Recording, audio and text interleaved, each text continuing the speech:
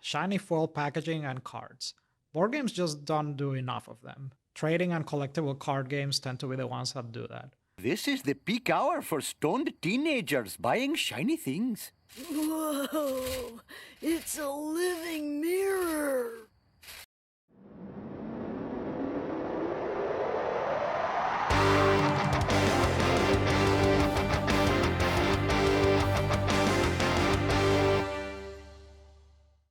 Hello everyone, welcome. I'm Robert, and what better excuse to buy a trading card game product than one that allows you to solo it from the comfort of your home.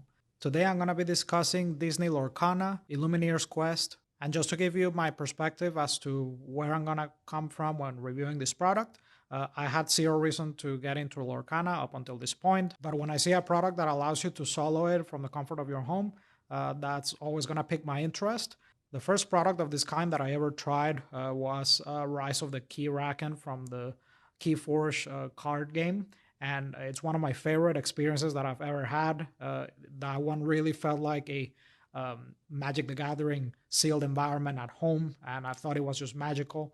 So I really like that product line, and ever since I've been really interested in this type of product. I created the Star Wars Destiny Encounters solo system. So I do have a thing or two to say about this type of product. I played 12 times in total across different decks and difficulties. I tried the 2 included decks that come with the box, more on that later. And I also had 3 other starter decks that I found really cheap, $5 a pop, and I was able to try those decks against Ursula in different difficulties just to see how the encounter set fared against other starter decks. What's in the box? So what does this offer to you as a solo player? So it comes with 2 pre-constructed decks that are more or less tuned to put up a fight against the Ursula encounter deck that comes in this Illumineer's Quest box, and also some tokens and a playmat for Ursula, and also her oversized card, the battlegrounds or big encounter cards that determine the difficulty, as well as her encounter deck, and a shiny pack that you get to open if you defeat her at some point, or you can just open it as soon as you open the box. I also think that for the amount of money that you're paying, some of the components are really subpar. For example, the playmats, I could just, for the life of me, I could not keep them flat on the table. So they were useless. I immediately, disregarded it. And also the tokens are pretty much disposable. I think for this type of money that you're paying, I would expect a bit higher quality tokens. So the tokens just bend with little to no effort. So they're pretty much useless. So I just set them aside in favor of dice in that case. And I think it's a great intro product. I'm not going to give you an overview of how Lorcana plays. I think some of you might know by now what it's like. And it's really a pretty easy game to pick up. The designers did a great job making it very easy to pick up. I learned it in 15 minutes or so through their official tutorial, and just through glancing through the rulebook, I picked it up in no time. So great, smooth learning experience, and the gameplay is very akin to Magic the Gathering. There's a bit of an attacking element with combat, and there's resource and hand management. So it gave me some Magic the Gathering vibes. So that was great. So it's that typical TCG gameplay, and I picked it up in no time. And the official tutorial is great. The rulebook's great, and it's that archetypal trading card gameplay, okay, and structure. Even with the deck construction rules. So it has different colors for deck construction. So very interesting and very akin to Magic the Gathering. So that's great. I played Magic for like 20 years. Pandemic kind of killed that, and now I just purely play solo board games. So great introductory product. Now. I also want to discuss the value. So one of the toughest obstacles that this has is on the value side. This MSRP is for around $60. Everywhere I've checked, that's what you have to pay for this box. And it does come with 2 decks and the encounter deck. However, what you can get for $60 in the world of solo board gaming, there's much better options out there. If you want that Magic the Gathering-like feel, There's the LCGs from Fantasy Flight games like Marvel Champions, Arkham Horror LCG, Lord of the Rings LCG. So you can get a lot more bang for your buck if you decide to spend your money there.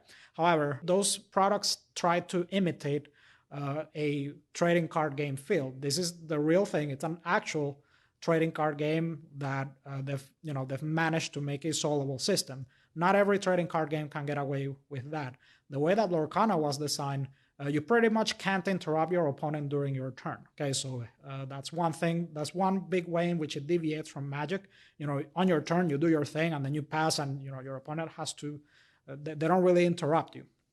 So that has allowed this system to be possible with this boss battler system that they came up with, and this with Ursula being the first character for it. So it works really well. I want to mention the setup time. So once you know what you're doing, this sets up within a minute. You just shuffle you pick a deck to play, you shuffle, and then you grab Ursula's deck, you pick a card out of it and put it in front of her, and then you just shuffle her deck. It's really that simple. It takes like less than 2 minutes to set up. So I love that. It also has a pretty low table footprint, so that's great. So low footprint, quick setup time, quick to learn. And now, how's the gameplay? So as I mentioned, it has that classic gameplay, Magic the Gathering gameplay, and I hugely enjoy it. And I will always appreciate any product that allows me to play pre-constructed decks. I have a huge love for pre-constructed decks ever since I played Magic. I love that kitchen table feel of playing pre-constructed decks. I don't have to worry about building any busted deck for me to play. The pre-constructed decks that I come with are perfectly suitable, and you're gonna have a above 60 to 17% win ratio once you know what you're doing when playing in easy and standard difficulty. It also includes a hard and extreme difficulty, but I think that's for masochists. I'm not interested in that.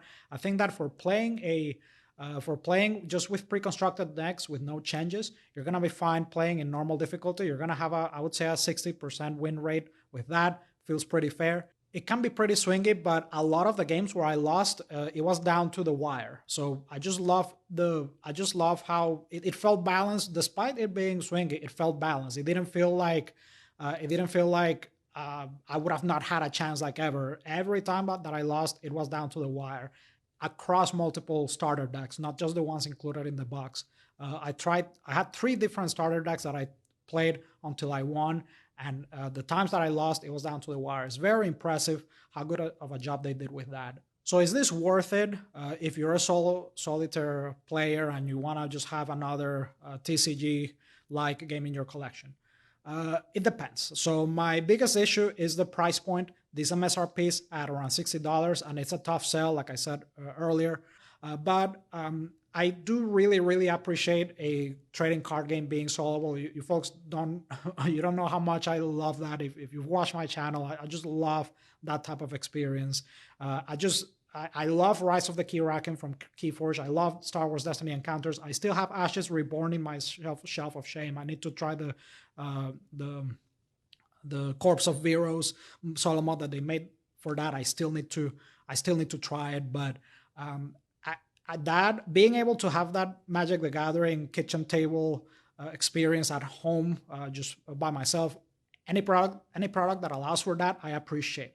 So I'm able to get past the pricing point, and I will support this product in the future because I want to see more of it. On the replayability side, once you beat Ursula with easy and normal difficulty, and if you want to be a masochist, you can try hard and extreme. I don't think you're gonna be beating her with just a starter deck on extreme. If you're really lucky, maybe on hard. There really isn't much of a reason to play again. So a lot of the replayability that I got was from those decks. I found a bunch of decks for $5 a pop. I was able to get a bit more mileage out of it, and I do want to get more starter decks because I just enjoy a lot how they play, and I'm happy to have an opponent to play against. But I just need more variety. So I will keep supporting this. If they come up with more in the future, I will definitely support it because I want to see more of it. I think I heard that every 4 or so sets that they're going to do one of these. I think that I really hope that they up the frequency of it. And I really hope that they don't get too clever with the designs, because one thing I do remember from Rise of the Kiraken and the Keyforge Adventures line is that they started getting a bit too creative with the designs, and I just really like the simplicity of running Ursula. With Keyforge, there were a couple of scenarios where you had to learn these rules with like map movement and all of this wonky stuff. Please just make a boss and just have a different deck. I don't want to have to relearn anything. I just want a different deck, different boss. That's it. I really, really don't need these cutesy mechanics. Just make another boss. Maybe by the 5th or 6th box, you can get experimental. That's fine, so that it doesn't get stale. But I think that the next 4 or 5 bosses that they make, please just keep them simple. Don't deviate too much from this formula, in my opinion. If they start getting too weird with the mechanics, I'm going to check out, because I have not bought the new Keyforge Adventures because I really, really like that Kiraken.